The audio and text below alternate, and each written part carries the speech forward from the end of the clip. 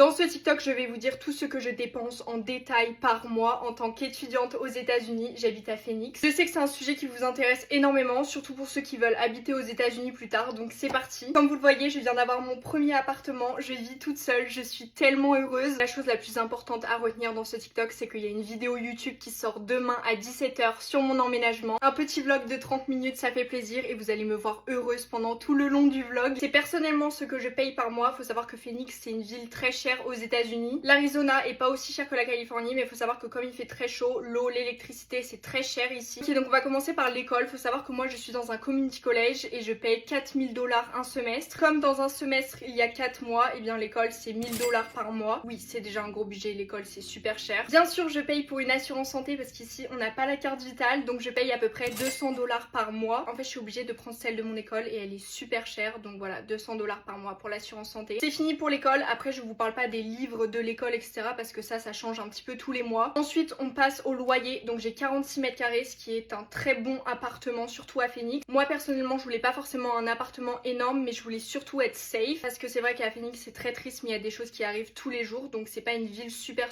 safe aux États-Unis. Voilà, je suis dans un complexe, il y a de la sécurité, il y a des piscines, il y a une salle de sport. Pour le loyer, je paye 1025 $ par mois. Ensuite, il faut rajouter 18 $ par mois pour l'assurance loyer. L'électricité, ça dépend un petit peu des mois, mais c'est à peu près 100 $.